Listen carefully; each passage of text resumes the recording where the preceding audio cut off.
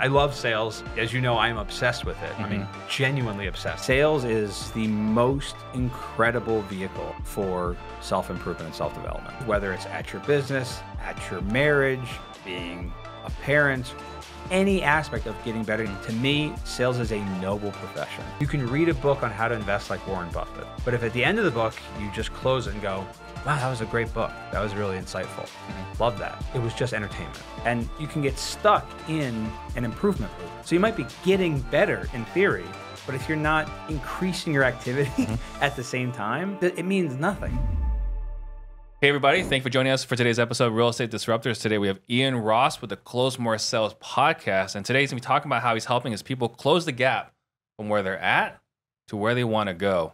Guys, I'm on a mission to create 100 millionaires. The information on the show alone is enough to help you become a millionaire in the next 5 to 7 years. If you'll take consistent action, you will become one. And guys, if you get value out of this show, please hit that subscribe button. That way we can all grow together.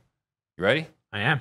All right, so it was about a year ago since you were on the show, and we're talking about the top 5 objections and how to overcome them. A lot has happened since then. So you started the Close More Sales podcast. Yeah.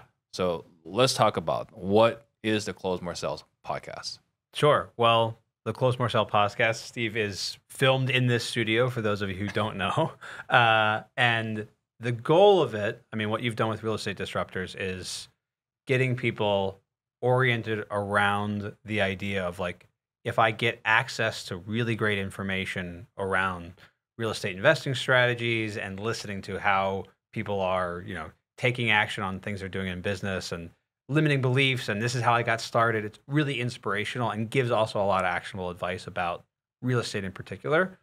I wanted to take that concept, that idea of having a resource that people can go to for knowledge as well as inspiration, the way you did for real estate for the last 5-6 years kind of thing, and make that specifically around getting into sales or performing well at sales. So it's focused on sales professionals or entrepreneurs to improve and get better. Yeah. And it's any specific niche? It's not a specific niche. I would say it's probably around business to consumer salespeople, only because we don't talk too much around the challenges that are unique to B2B salespeople. So there's not a lot of like, here's how to get a hold of a decision maker who's way up the chain and getting past the gatekeeper here, and here's how to send this email setup. It's not as actionable around some of the longer term B2B cycles.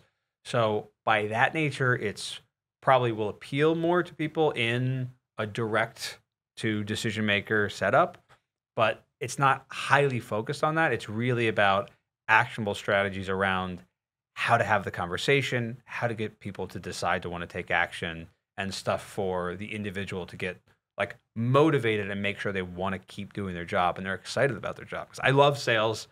As you know, I'm obsessed with it. I mean, genuinely obsessed, like kind of a weirdo about it. And so to me, this is like the perfect opportunity to have it almost be my church, my temple, to talk about the religion of sales for me and how enthusiastic I am about it and how it's just the perfect vehicle to choose to change your life. Yeah. It's just your results are directly tied to your effort in this profession. And there are not that many professions where you can measure your improvement in dollars that clearly. I mean, in entrepreneurship, you can, as soon as you start making more money and hiring more people, well, suddenly your results are tougher because you're scaling. There's all these other issues with entrepreneurship around measuring results directly. When you're measuring your direct activity to your commission check, it's a perfect metric regarding your improvement. And I love focusing on that idea and using it as a vehicle for self-improvement in the same sense of like, I also want to make more money as I do it. All right. You're a sales evangelist. I am. I know there's an actual podcast already called Sales Evangelist, so I couldn't go by that name. Oh, but I know I definitely looked it up. Definitely on my mind. That's more focused to B2B people. But yeah. Gotcha. So if anyone wants to find out more about the Close More Sales podcast, they can iTunes, Spotify, YouTube. Yep, that's where it's at. Perfect. So we launched this sales community May of last year. And when we launched it, it was really just 1 or 2 calls a week. Let's see what happens. Yeah. It since then has blown up quite a bit, and there's multiple calls on it now. Yeah. Right. So what are all the different calls on the in the sales disruptors community today? Yeah, I mean, you're exactly right. When we started, it was kind of like, let's see if this works. We'll have 2 calls a week and see if anything happens. And as a result of it growing, of getting feedback from the people who are utilizing it, for people who are making more money with it, we started to make sure we could respond to that feedback and give them basically what they were asking for. So we're up right now currently, and I say currently because it's always evolving and always improving to make sure it adjusts to the feedback that people are giving. We're up to 3 sales training calls a week, 4 calls total currently. So Tuesday is like a curriculum call. We're going through a specific aspect around tonality, a certain question, how to go for the close, how to use a labeling statement to rebut an objection. Like we get really specific around certain concepts of how to get better and how to actually utilize it. On Wednesday, we tend to do call review. So a community member is submitting some call. I talked to this person here, or can I get some feedback on this? And then we break that down as a community, and I'll try and learn from the mistakes they made and the things they did right. And the people who get the call feedback are like, this is crazy. I mean, I had one person who told me like, this call is going to make me $20,000 just this alone of going through that, his exact call. And then Friday is a role-playing call. So it's like role-playing with me and role-playing with each other sometimes around, I'm struggling with this type of objection, or I'm struggling with this part of the process, or I don't know how to set expectations at the start of the call. Can we role-play that? And that's, to me, that's the real live practice of starting to put this, you know, into use, so that when they're actually having conversations where revenue is on the line, they're more prepared. And then lastly, we've added a private money call on there. So for people who are in real estate and think there would be any value to them in learning how to raise private capital, they're getting guidance there from our private money coach, Mark, who's also like making sure they're doing everything correctly as they get started. So we've added that as well. We also add just various just like sales Q&As that just pop up. Just like, what questions do you have? What do you have? What questions do you have about your CRM? What do you have about your marketing, about your process? We've turned aspects of it almost to like a mini mastermind, especially if I'm unfamiliar with the topic, we open it up. So I'll give an example. I try and be very careful not to give like direct advice about something if I'm not confident in that advice. If I haven't done it myself or seen it work in a way where I'm just talking in theory, I want to make sure I'm clear there. So someone was asking questions around cold door knocking. So door knocking people who are in pre-foreclosure to then move them to like an appointment or something. I have never done that. I've done warm knocking for solar. I've knocked neighbors, I've knocked recommendations, but I've never knocked someone who was like, just got a letter in the mail from the bank. So we talked in theory about it, but we also opened it up to the group, to other people who had experience with that. Like, hey, does anyone else have experience doing this, and what have they had work, and what have they had that just totally fell flat? So I can reinforce some things in theory, but I don't know everything. And I'm very direct if I'm like, I've never done this exact thing. And that's where the community aspect comes into play. It's not just like, oh, there's coaching with Ian, and then there's a community. We try and make sure the coaching is a huge part of it. And it's how most people get the benefit, because how much feedback they're able to get for the cost is kind of insane. But they also make sure they're networking with other people, and we can seek other people out for advice about whatever they're going through if I can't, fill that void. Yeah. And then one of my favorite things about having Mark run the private money calls is that we're not going to say we're the end all be all for private money, right? There's plenty of resources out there. What Mark's done is take all these principles that we believe, right, to be the first principles, right, fundamental truths of sales. Yeah. And he's applying it as part of the process for raising capital, right? So everything we talk about, how to have a conversation with a homeowner, or how to have a conversation when you're selling a product, we have other people in there that have done high ticket sales, insurance sales, whatever. He has raised a lot of money through your coaching. Yeah. Raised a lot of money, and he's just teaching like how to have a conversation with someone with money applying all these different principles? It floored me, to be entirely honest with you. He told me that he's raised over, at the time of recording this, I'm sure it will be higher sooner. He's raised over $750,000. He's like using your sales training, like asking questions around where they want to be and how impactful it's been. Just the way I would sell sales training, the way I would sell a high ticket item or insurance or anything like that. He just started going, oh yeah, I was selling them on me. I was selling them on like how great I am to get them the return. And then he started applying some of the coaching tactics about selling what's important to them, about their vision and the impact of not reaching their goals in a way where he just applied it to what he was already doing. And he's like, you have made me, I mean, the amount, I won't guess how much has made him, but he's raised over $750,000 using my approach to sales training. And so what he's been able to do with that money, I can only imagine how much money that's made him. So everyone that's inside the community gets access to his calls once a week. Yeah, once a week they're getting, I mean, he gives them guidance on that, on those conversations, as well as like way more detailed stuff around stuff that I, way out of my realm of expertise because I don't raise money that way. Right. So, you know, it's fascinating because this was something that when we launched this, we're like, well, let's see where this goes. Matter of fact, you know, we had Pace Morby come in. It's like, look, you've built a community, right? I would say tongue in cheek, pun intended. I don't know, right? But I was like, look, you know how to build a cult, right? Come in here, tell us how to build a cult.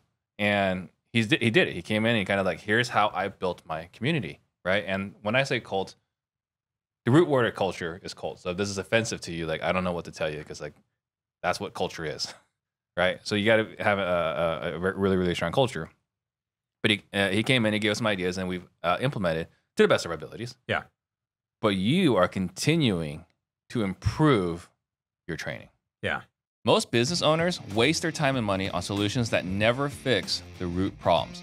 They'll address all the symptoms due to slow revenue, and because they're only fixing the consequences, the real problem stays hidden and the cycle of wasting time and money continues. It's like having a lingering headache that won't go away despite trying every over-the-counter medicine. When in reality, you should have just gone to the doctor and had them figure out exactly what was causing the headache. And that's what's so difficult about business.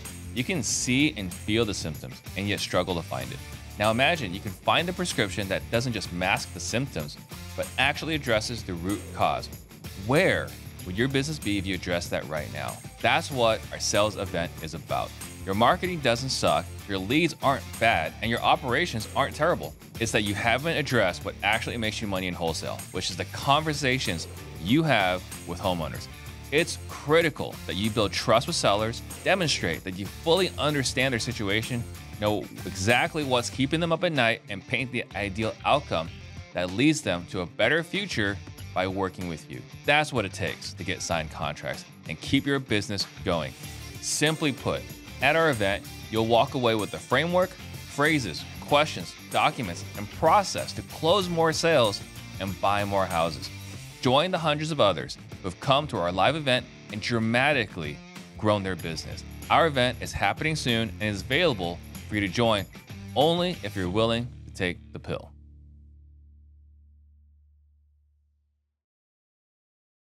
Right? So like, what are you doing differently, intentionally, to improve the stick rate, the retention of the knowledge? The biggest thing that came up for me with community and doing it like 3 calls a week for over a year now, it's quite a few calls, is noticing that one of the challenges that comes up for just applying broad sales training advice to this group is that there are people in there from all different industries, different levels of experience in particular, and different like abilities to retain and use that information. And so we've got people in there who have 5 to 10 employees under them, and they're just using that training to then train their own team and utilize things there. We've got other people who are employees at companies. We've got people who are solopreneurs, people who are just getting started, people who have been doing this for 10 years. We've got a lot of variety. And so as a result, just doing a broad message, I found did not it did not work the way I would want it to work, because the most important thing for me is that I'm not just like throwing information out there and hoping that it sticks. To me, that defeats the whole purpose of doing a live call. Yeah. If I was doing that, they might as well just be watching a recording, watching a YouTube video, watching a course. That's what courses are for. If you're going to be on a actual training call, the goal is to make sure that it sticks for you right now. So the big adjustment for me was, instead of just focusing on the information itself, is making sure I understood for who was on that call, who was asking questions, who was engaging and wanting to be active. And not everyone's on every call, and not everyone's on camera or wants to participate in every call. Sometimes they're driving and they just want to hear the knowledge. But for the people who are like on camera, wanting to engage, wanting to have their questions answered, I want to make sure I also reward those people who have shown up and turned their camera on and been like, I'm ready to learn, I'm ready to apply this, so that now my focus is on not the information. I mean, it is, but that's the goal, is not to simply convey the information. It's to close the gap from where that individual is and what they need to start utilizing that information. And I think this is lost on so many sales training programs. I mean, you watch anyone on social media, you watch recordings on YouTube, you go in other training programs, you go to other seminars. There's a lot of emphasis on, here's how we do things, here's our process, and now conform and learn how to do this. And that can work for the people who are ready for that to work in that moment. But when you have a community of people who are there, 3 times a week, month after month for a year, trying to get value out of this, I want to make sure it's impactful for them. And so I've made adjustments to make sure that the information is the point, but the real point is utilizing that information. I've given the example before of, you can read a book on how to invest like Warren Buffett, but if at the end of the book, you just close it and go, wow, that was a great book, that was really insightful. Love that. It was just entertainment. Yeah. It wasn't real education. And so many people consume sales training that way. Sadly. It's really sad. And you've probably experienced this many, many times over, that like you can convey this information. People go, thank you so much, that was really impactful. But then a week later, forget a year later, you ask them, what are you using? I mean, we even see it sometimes, unfortunately, within our own internal organizations. It's not uncommon, right? And I think the reason that's happening is because we're focusing on the information rather than what the individual needs to make sure they can utilize it. Yeah. So I've made a lot of adjustments over time, training the same concept or training in the same direction. Sometimes it's as broad as, here's how to ask an amazing question. And other times it's as specific as, here's a specific tonality to use when asking a question about pain. Right. But whatever the goal of the training is, I want to focus on what that individual needs to do to start utilizing it, and utilizing it consistently. So it's not just, let me snap my fingers and now you can use it all perfectly. It's what is progression from here. Like, if you do anything from this and you do it consistently, it's one of the things I love about the start of this podcast, is that you don't say the point of like, take massive action that so many gurus talk about. Now, I know for a lot of people that any action is massive action.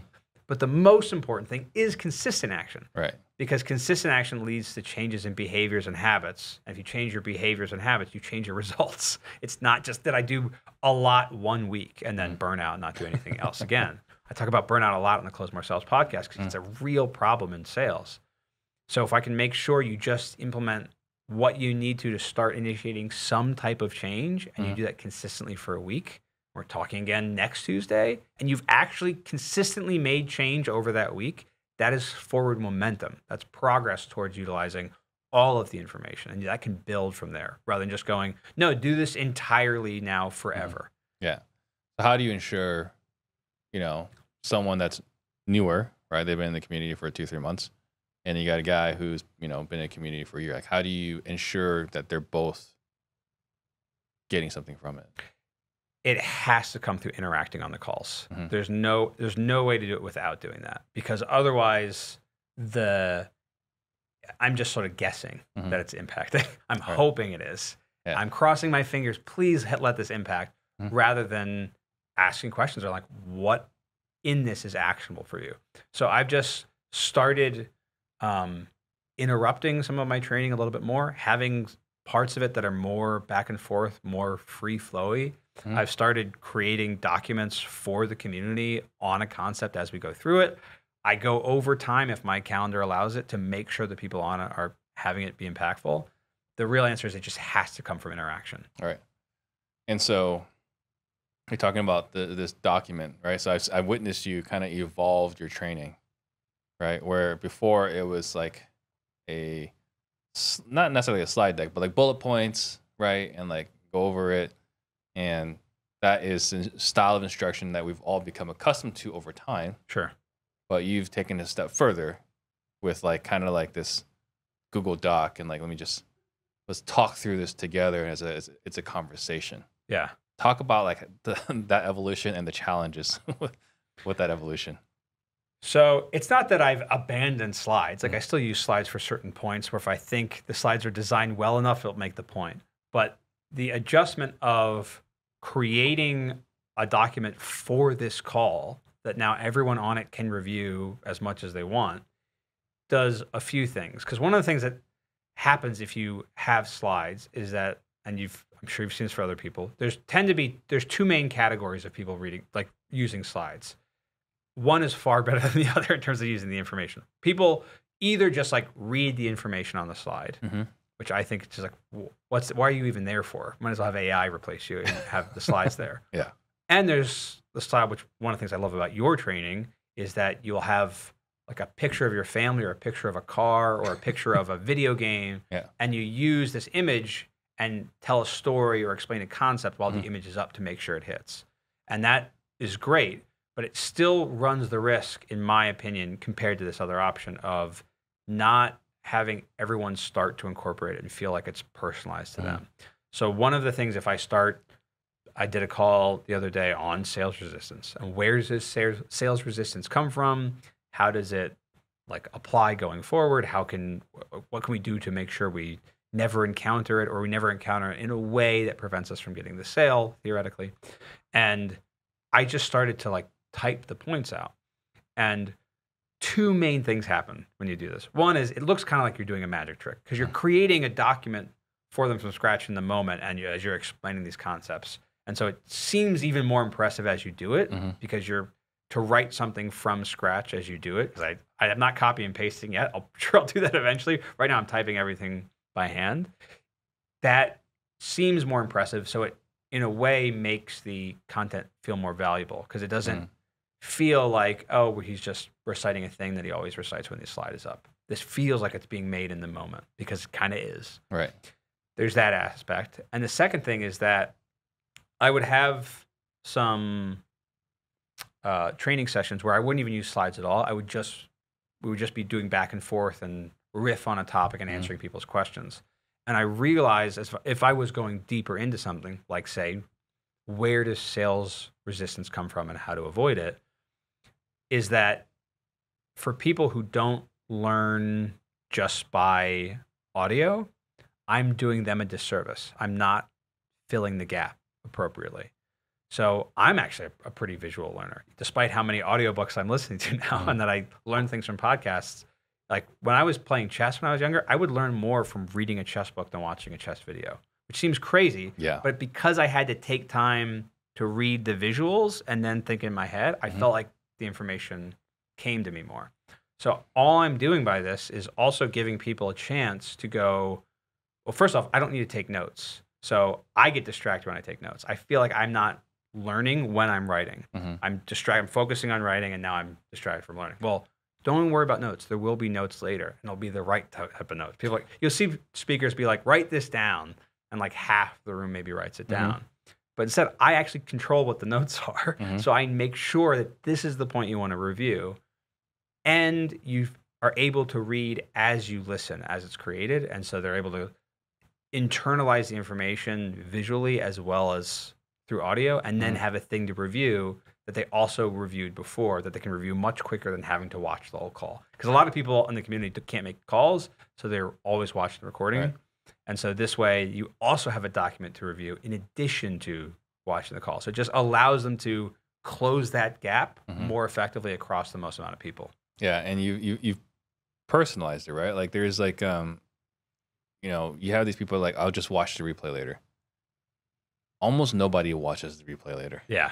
Right. And so like, if you watch a replay and it's just a slide, it's like, okay, whatever. But like, if you're in the call and it's being typed out, it feels like the chef made something special for you.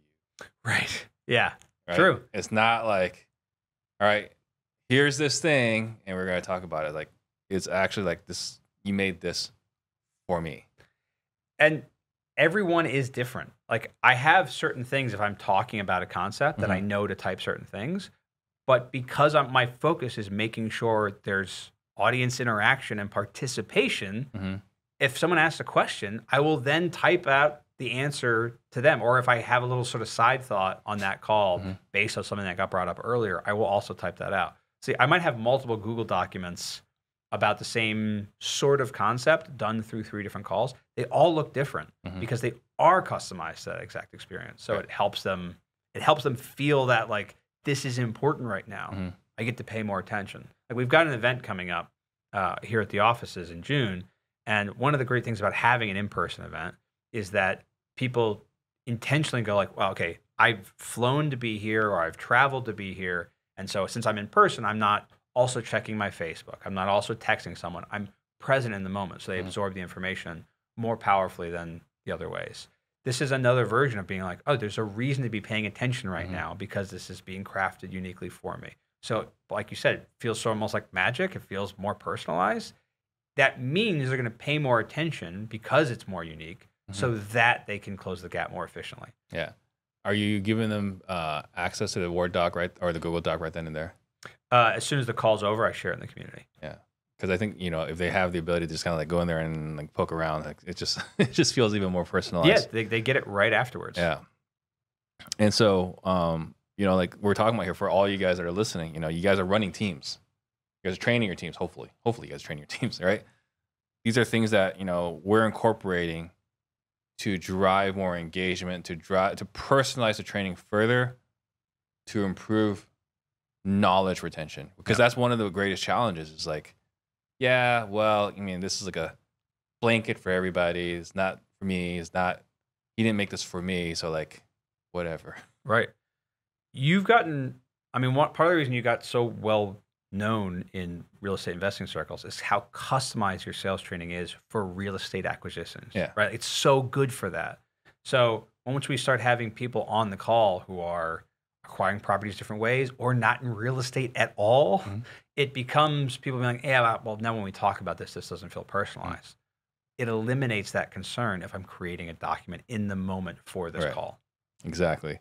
And then you add something else as far as the recap component. You have them recite. Oh, yeah. So to me, the most, I mention at the start of almost every training I do that the reason to be on this call, like this is prime dialing time. You could, if you're in sales, if you're having sales conversations, we're having this call during the day when people are answering their phone, when businesses are open, when people are awake. So if you're choosing to be on this call, it means you're actively not doing activity that actively makes you money in this moment. You're choosing to improve your skills. You're choosing to sharpen your axe to cut the wood. You're not actively cutting wood. So if you're choosing to spend this time sharpening your axe, you should make the best use of this time. Otherwise, you might as well be watching a YouTube video at the end of the night. So the way to make the best use of it is to also do more work to figure out what applies to you. So I make people like, hey, type your takeaways. Like try and figure out 2, not just 1, at least 2. And sometimes people will list like 8, which is incredible and very flattering to me, regarding what they got out of the call they were just on. And they all share it within the community, being like, all right, here's what's takeaway for me. I've been doing this tone all wrong, and here's a concept that's really going to stick with me. And like everyone's always recapping what they got out of it, which then helps them. It's not for everyone else. It's not just as I always say, it's not just for my vanity as a sales trainer. It's so that if you internalize it and then put it down into a written form and then put it out there, so you didn't just like put it in a journal, you actually tried to make sure it made enough sense that someone else reading it would understand what you were saying. It helps your brain also internalize that information so much more. You know this from when you teach things, or as you learn things rather, you often want to try and teach it right away so that you can start to learn it. This is a mini version of that. Like, you can learn it better if you think I'm putting it down via text for other people to read. It helps me internalize that concept that much more. So I'm trying to make sure these people actually apply the concept rather than just letting it be entertainment. Yeah. This part of processing it and then sharing it. Yeah. Like, that for me has been the best way for me to learn, is to learn something and then teach it. I mean, I'm going through my own coaching program right now, right? I have my own coach. I still pay for personal development. Yeah. And you see how excited I am to share with you what I'm learning. Yeah, we're texting over the weekend about what you're learning. Yeah. Right? And it's that sharing what you're learning is so impactful, right? So again, just to close the gap, we're talking about, like, to close the gap on how you're adding value is you're having them beginning the call, remember, like, hey, this is for you. You need to write down your takeaways. You're interacting with them through the conversation. You're typing out the training live like a magic show. Yeah. And then you're having them go into Discord and share it. Yeah. Right. So for, like, you guys that are running teams, right? This is either Google Chat or Slack or Microsoft Teams. If anyone uses Microsoft Teams, Someone does. right? Somewhere. Somewhere, obviously, right? But whichever it is, like, having someone go and share their takeaways is how you can get proof that your team is learning. You know, Gapology was a really impactful book that I read, I want to say about a year ago. And, like, the one thing that I had failed in leading my own organization was, like, I thought if I taught this to them, they received it. Right. Right? Like, I handed you the keys. Why don't you have them? Right. Right? And then you listen to the calls and you're mortified. And so there was two different things. Was one, I failed to test that they got the information, right? And then the second thing was I was failing to get commitment from them that they were going to do it. Like, hey, now that you understand it, will you promise me you'll do it? And by not asking for that, then when I wasn't getting it, like, why weren't you doing it? I was like, I felt like in the moment, or my mood, or this, or that. It's like, none of that freaking matters. This is the process. These are the best practices, right? So I love that you got people that are in our program, in the sales community, that are recapping back to you how they're receiving it and how they're going to apply it. Yeah, it's huge. I mean, like you said, for people who are training teams or have employees or do anything where you talk to multiple people and you're trying to get them to, like, incorporate a new concept or commit to it, we often make the mistake of thinking that if I simply show you this information, you're now like, oh, you're bought in, and you're, like, not only internalize it, you're going to use it. And it's part of that comes from the common assumption, which I know you have been guilty of also in the past, which is that, like, not realizing that not everyone thinks like me, right? Like, it's the most human thing ever, is that we're so much in our own head that we think, oh, if I heard that information, because maybe all I had to do was hear that information, now I can take action on it. And sometimes people need to hear it 15 times. Sometimes people need to hear it and re-articulate. Sometimes people need to read it in addition to hearing it. Sometimes people need to write it down themselves or try and teach it themselves. And so I'm trying to make sure I cover the broadest possible amount of spectrums regarding learning and utilizing the information without distracting from the people who maybe only need one. That's the real balance. Because theoretically, I could do, okay, well, now we're going to cover it for people who learn visually, and now we're going to do it via audio, and now someone else is going to teach it. It's like, yeah, but it would take so long that it would be distracting for the concept. So the real art is the balance of making sure it doesn't deter from the lesson while also touching on the most amount of people closing that gap at the same time. Yeah. So I think that's awesome. And so some of the things that we've seen, right, in the community, there's been lots of wins, and it's always awesome to see in the Discord where, like, hey, I just did this, I just did that, right? Like, it's not to say that we're not in the business to make money, right? Like, not to say that we're not we are not a nonprofit organization, right? Sure. But like watching these people share their wins over and over again is still incredibly fulfilling. And so like, you know, one of the coolest things is just to see people share like, hey, I just did this call with Ian, and as a result, I locked this up. I just did this call with Ian, I applied a tonality, and now I got this contract. Right. You want to speak about some of like the feelings, the victories you've gotten from all this? Oh man. I mean, the main point is that partly because we have so many calls, and then I'm in there every day. I'm in there on weekends too. Just it's not as active on weekends, so I'm there. Is that people are like, they'll go through a training or they'll ask a question, and oftentimes for them to like bring a call or say, hey, I have this question about this lead, or to type a question, is because it's top of mind for them. The reason it's top of mind is because they might have a lead they can't close right now because of that, or they just had an appointment. They know they have one coming up. And so we've had, I mean, at this point, literally dozens of times where I either review a call with someone or answer a question on a call or talk about a concept like regarding this tonality or regarding this takeaway technique, or how to fall on your sword appropriately when you're trying to renegotiate price, where people then go and immediately, same day, apply that concept. Yeah. I mean, on a call today, someone's like, yeah, I'm talking to this guy tonight about this thing. What should I be doing? And we brainstorm. I hope to hear like later tonight, like, I got that locked up or sold that deal. Like, we see that all the time. And you're right. Like, yeah, of course we're not a nonprofit. Like we're trying to make money doing this, of course.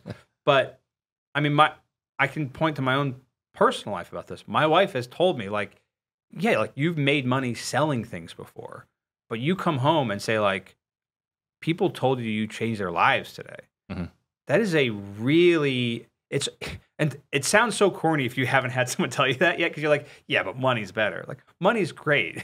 Money's amazing. But it's true that like having someone be like, no, you helped change my life because now I locked this deal up that got me out of this debt that had me nervous and I feel more empowered going forward. That feeling is unbelievable. And we just get it all the time with the community. Yeah. There are two types of salespeople out there. There are the convincers and there are the sales professionals. For the first 9 years of my career, I was the convincer. Convincers are always out there trying to convince people to meet with them and buy from them. Their strategy is to try to push hard and never take no for an answer. And by focusing on this strategy, they spend a lot of time on cold calling, the next marketing gimmick, features and benefits, how they and their company are the best, following up until the prospect buys or dies. All of this requires time and energy. The problem isn't the model itself, it's that their approach pushes prospects away. And this is the same exact thing that happened to me before I figured out the close more sales formula. The solution? Sell customers exactly what they want to buy. That's right, I said it. We sell customers exactly what they want to buy. Because I would rather get an easy sale with a happy customer instead of a difficult sale from a customer who felt sold.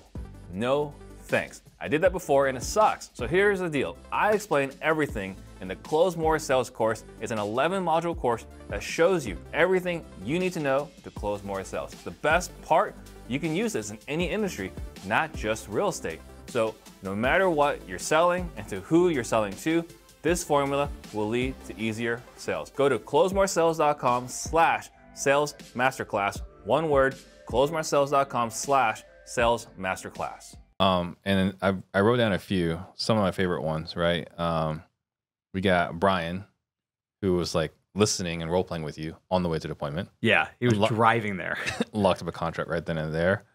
Ben, who locked up a $9+ million property for 6 something, I believe. Yeah, it was 6 point something, right? mid-6. So using the sales process to lock up an apartment complex at 60% of market value, pretty insane. We guided him through that, by the way. I was literally, he was on the call, like talking to me, and I was like, keep going, calm down, be comfortable. And he locked it up. It was awesome. Yeah. But my personal favorite is Jonathan. Yeah. Talk to me about Jonathan. Jonathan's I've seen some of the most profound growth with Jonathan in other aspects besides even just sales. So he's a solopreneur at the same time of while he's going through this training. And he told me that like learning some of these concepts, some of the stuff we've gone over, he told me it's made him a better husband. It's helped other aspects of his life. He was getting like frustrated all the time because he was like, like the money's not quite here yet and this isn't happening. And then he was like, wait, Ian talked about this on a call. We talked about this and reframed his mind. And his wife like said like, oh, well, I'm glad you're doing this because like you're in a better mood now. It's made him a better husband. The skills we're doing, he's told me. So that to me, that is just like, it's not the goal. The goal is so that you can close more deals, make more money. Right. But seeing the people who are applying this in a way where it's rippling out into other aspects, other lives is so rewarding. I mean, it's unbelievable. Yeah. And it's like one thing that I wish I learned much, much earlier in my career is sales. Yeah. Right. Because it translates everywhere. What was it? Someone was telling me, Ed Milet, I believe they were quoting him, that persuasion is the most valuable skill because you look at leading people, parenting, sales, being a husband, like it's all elements of persuading another person. Right. Right.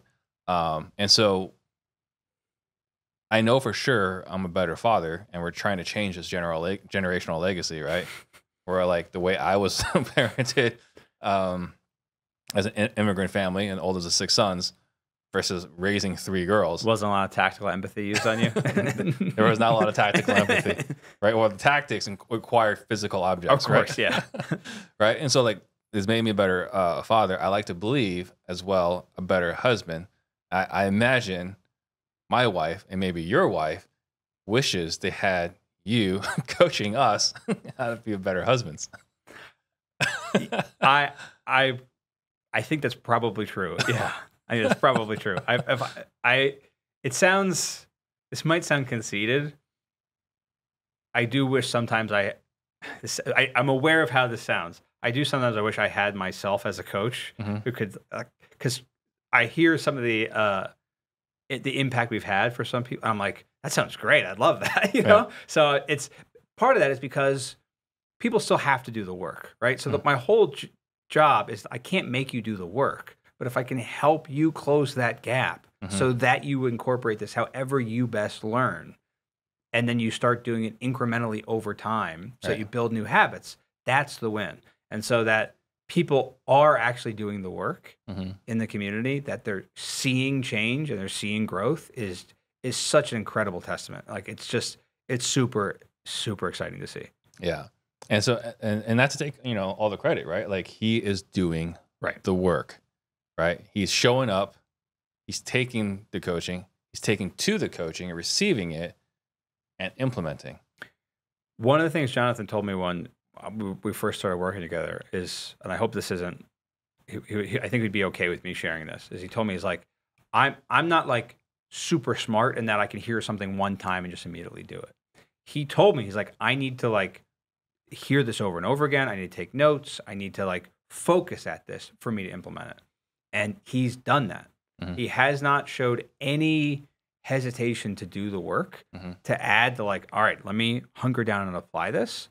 And I'm seeing the results. Like he's seeing those results from making sure like he's got sort of like, you got a hand on your shoulder, like guiding you if you have questions or something's not working. And so he's still doing the work, but it's great to be able to help him and give him guidance as he iterates and improves on that work. Yeah. I've said this before and I'll say it again. My favorite people to coach are people that do the work. If someone tells me like I'm really smart, I can learn anything, I'm like, boy, you're going to be hard to coach, right? Because by the very nature of thinking you can apply everything quickly, it makes me skeptical of your coachability. But for someone who's like, no, I need to go through this multiple times and then but I will do the work and learn it. Like that's the sign of someone who is coachable, which means they're going to have an easier job because they're willing to do the work to close that gap. Yeah, they're humble. Yeah. When I was at Intel, I was involved in interviewing candidates. And one of the things that I was told, there are a lot of things that I was told, some of them, not really appropriate. But one of them I remember specifically was, we don't like 4.0 students. Right. Right. If they're 4.0, if they have 4.0, they know everything. Right. And if they know everything, they're not workable. they're just not useful talent here. I was like, interesting. Yeah. Right. Which I'm not a 4.0 student. Right. Neither am I. I like to think I'm pretty sharp. But yeah. I was not a 4.0 in school. My dad, before he retired, taught a pretty serious prep school in Philadelphia, and he had a quote that he was teaching seniors, so they were all like amped up about getting into college. And he had a quote he would tell them at the start of every year that I loved, which was, "School is a B experience. It's not worth an A effort." This is at a prep school where people are trying to get into like Ivy Leagues, and the teacher's senior year, and they didn't believe it. They didn't understand what he was saying because they were so focused on trying to perform. He's like, it's not worth an A effort. Like, it's not worth it. Yeah. So I love that idea. So I will repeat that till the day I die. Yeah. The other thing that I was told was like, yeah, if they're a female candidate, just put them a little up higher in a pile. And I'm very meritocracy based. And I was like, but, if they don't interview us, they're like, shut up, Steve. Like, so I was like, okay, all right. So I was not the hiring manager. I was just the first layer of the fence. Sure. In recruiting. It's like, okay, well, I guess we'll just pass up more of these other candidates. Whatever. So the other thing too, I missed this point earlier. One of the really cool things about running a community is I get to see guys like Martin, right, and Dion, and so on, who are like lifting up other people, right? Isaiah, yeah, right? Like you see them, like someone has a question, and they're coming in, charging in to help them. Yeah. So I want to highlight that there as well. So that's where we're at today, but you're working on a few other things to improve it further, to improve the growth, the learning, the value inside the community. Yeah. What are some of the things you're working on? There's a few things. The two big things, really, there's three things that we're implementing probably in the next couple of months. And I'm not sure which one will come out first because we work on a bunch. What we do at Disruptors is work on a bunch of things at once, and what comes out first comes out first often. But what we're implementing, I mean, we've got multiple courses in the community for anyone who joins, just to go through, covering a range of different topics. And some of these courses we've sold for $5,000 in the past. They're just included for free in community. But one of the challenges with that comes from people feeling like, okay, but where should I start? And I can definitely make broad recommendations regarding where you should start. But my goal is making sure it feels customized and personalized considering to where your level is right now. So what we're working on to launch out pretty soon is basically a path to mastery. So it's not just how to go through the courses. There's more stuff involved in it that will be, the members of the community will be really excited when it comes out. But it's making sure that there's more of a clear path forward on what to work on first, depending on where you're at. So let's say you're a new member, you see this podcast, you're like, all right, this sounds good. I want to be surrounded by these people. I want to be a part of this. And you join, assuming that this is implemented. It's not implemented today, but we're working on it really soon. You could take an assessment to figure out, like, what are your skill levels right now? Like, what do you need to work on in particular? And then based on that assessment, it will give you a clear path forward on what to work on. And then we'll talk about that on the calls. We will focus on that going forward. You can know, like, okay, I'm great at asking questions. I figured out how to phrase my own questions, or I'm great at following a process, but my tonality is lacking. How can I work on tonality consistently over the next month or the next week, depending on what you need? And we're working on a customized path forward so that whatever the individual needs to work on, as well as things that the whole community will be working on at once, there can be a clear path forward towards mastery, which we're all in pursuit of getting better all the time, so that they know exactly what to work on next. I'm really, really excited about that, because sometimes people join and go like, oh, there's all these courses, and then they kind of get analysis paralysis. Because you can have this thing of like, wow, there's these 5 things. Well, I started 10 minutes of this one and 20 minutes of this. They all seem great. It's like, well, I don't know what to do. So giving them that direction should help them close that gap more efficiently. Yeah. The next thing. Before you continue, go ahead. Right? Like the other thing too is like you had, pulled me aside and like, I have done this coaching thing for some time. Yeah. And every coaching call I've ever done has been recorded. Right. And you're like, Steve, like we need to give this to our people inside the community. To which I said, well, I mean, people paid me like tens of thousands of dollars for this. Yeah. Right. Like, well, we're offering people a path to mastery, right? We got to give them like everything. So we're going back, and poor Mon, right? He's one of our amazingly talented people in the Philippines. Yeah. Is going through and like taking every previous call and chopping it up and documenting it so that it's a resource where someone goes like, oh, I need to get better at leadership. I need to get better at time management. I need to get better at whatever, right? Like everything that we've ever talked about in the library is part of the path to mastery. Like if these are the things you need, it's available right here. Exactly. Like, I mean, you think about, you mentioned before, not enough people are watching the replays. And part of that is because it just says March 13th, right? Like 2019. Like, great. What's involved in that? Right. But if we can make it clear, like, hey, how do I get better at managing my employees' time? Mm-hmm. And we can point to 15 minutes where that exact topic is talked about. That is so valuable because you've been doing this for quite some time and have made pretty big impact on many businesses and many individuals in that time. And if we can use that as a resource in that path to mastery, it's like, why waste it? Right. Yeah. Okay. The other thing you were talking about. The other thing I'm talking about is this is still in preliminary stages, mm-hmm. but one of the things that I think is an opportunity to include, and I bring this up with some trepidation because different people have different hesitations around this idea, but I think there's really only three activities, like focuses that any salesperson could be having at any individual time. That's either just like the activity that they're doing on a daily and weekly basis. So what are the calls they're making, the texts they're sending, the appointments they're going on. What are they actually doing? Mm-hmm. Their income generating activity.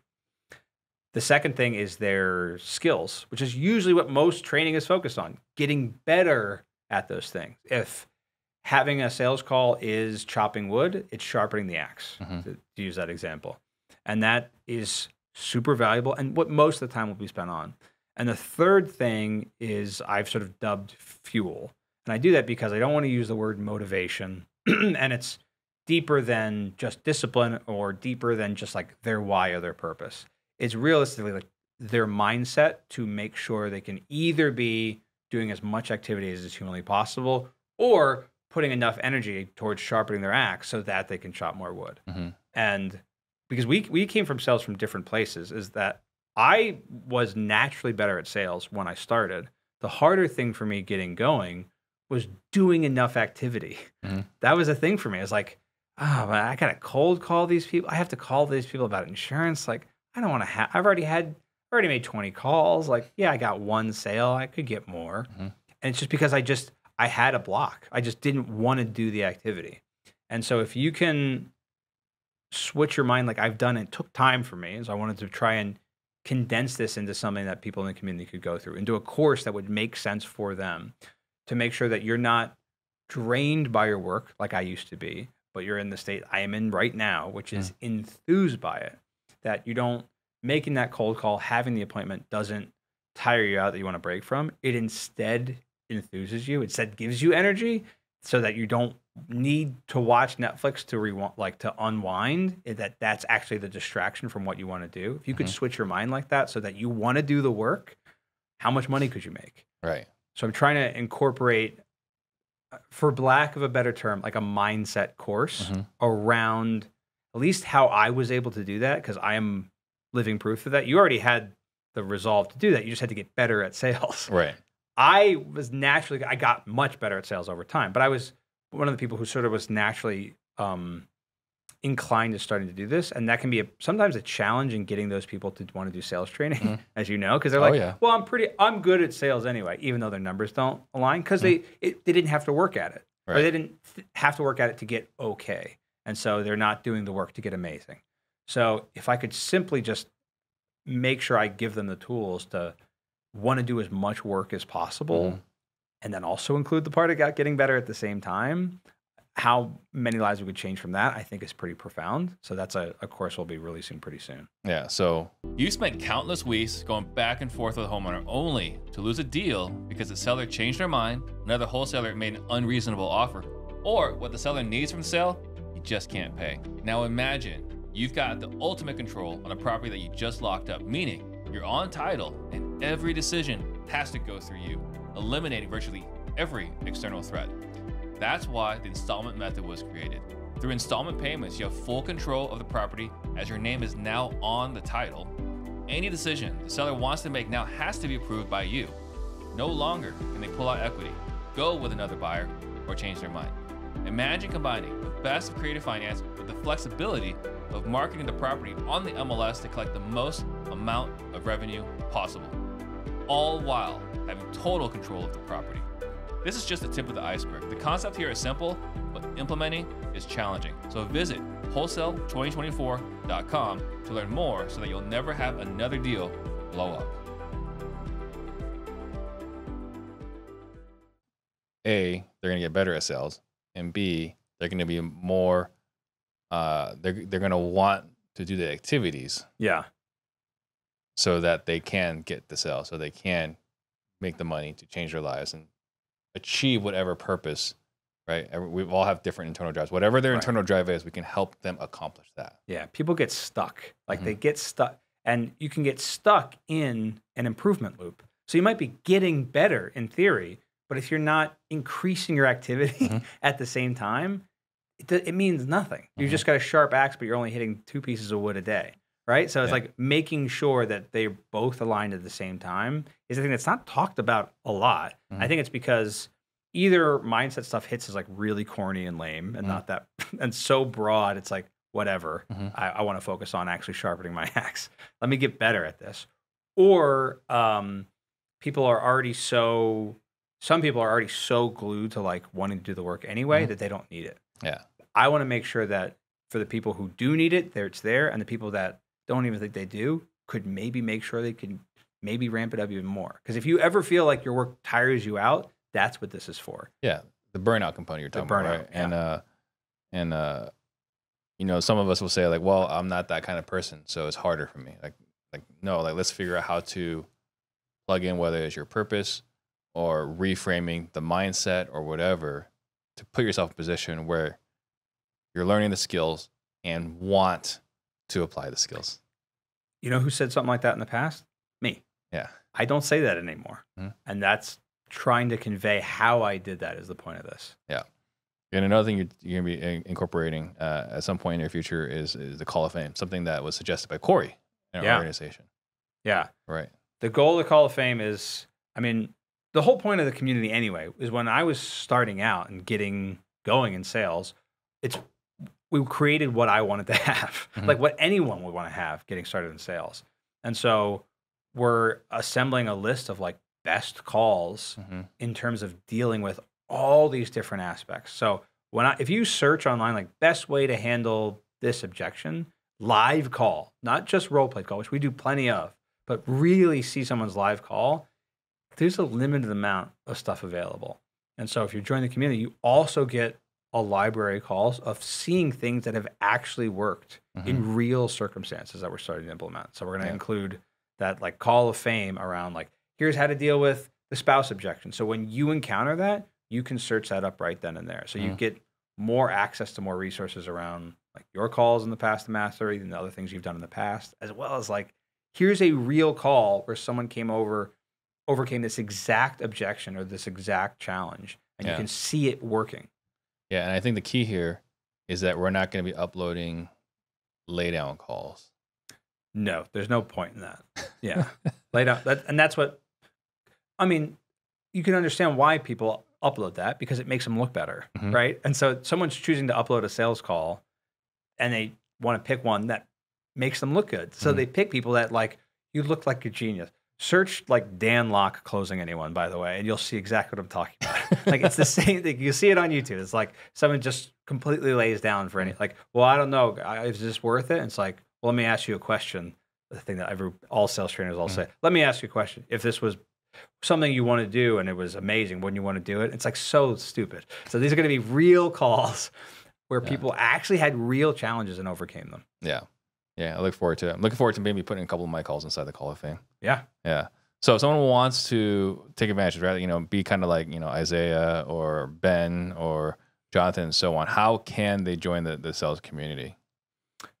salesdisruptors.com is the link right now. Yeah. So yeah, salesdisruptors.com.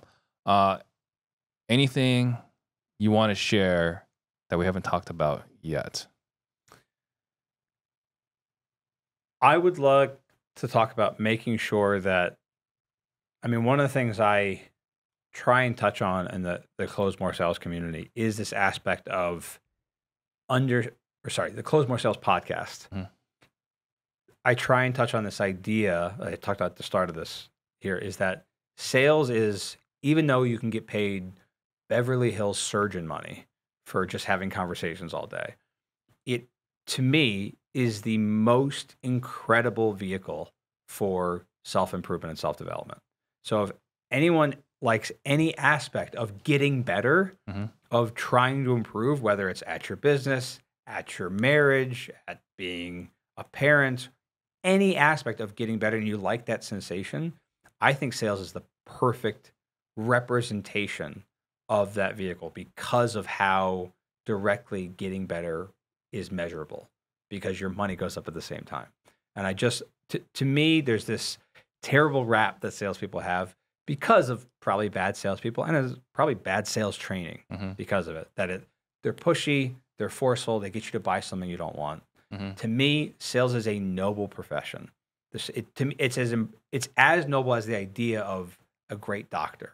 Someone comes in, they have a problem, and they can get prescribed the exact prescription that they need so that they can fix that problem. That is what the best salespeople do, mm-hmm. and they get paid like doctors for it. And right. So I'm here on Real Estate Disruptors to change the narrative around sales. It is not a dirty word. Gen Z hates that word. They hate sales, the idea of being a professional salesperson. I love sales. I am a paid consultant to help people. That's all I have to think about. Like mm-hmm. I get to choose to utilize this vehicle to get better, and I help you as we go through that. Absolutely, right? Like sales is noble in all aspects except for cars.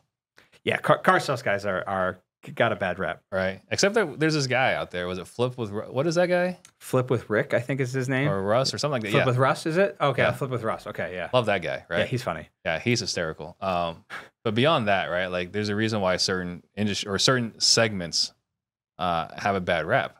It's because in real estate, if I convince you to work with me, you got 30 days to wrap this up. Right. With a car, like once you drive it off the lot, it's your car. Like there's no like take backs. Right. So, yeah, like it is a truly noble profession. And I'm just joking about the car guys, right? It's just that specific niche does have a bad rap because there's more noticeable bad actors there, but there are a lot of good guys. It's because pushy tactics work better there. Because if you drive off the lot with it and you felt pushed off it, what am I going to turn around and get all my money back? We know that can't happen. Yeah. But with real estate, with people putting high ticket sales on a credit card, all these things can just be canceled, mm-hmm. right? Right. And so I need to make sure it's actually for you. I didn't just force you through sheer hard handshake and force of will that you left with a stare down. Like, here's the pen. What do you want to do, Mr. Prospect? Like, that's garbage. That's not real sales stuff. Right. All right. So we're not talking about those people. Those people suck. Yeah. Outside of those guys, noble profession. All right, thank you. Thank you guys for watching, and we'll see you guys next time. Steve Trang. Jump on the Steve Trang. We real estate disruptors.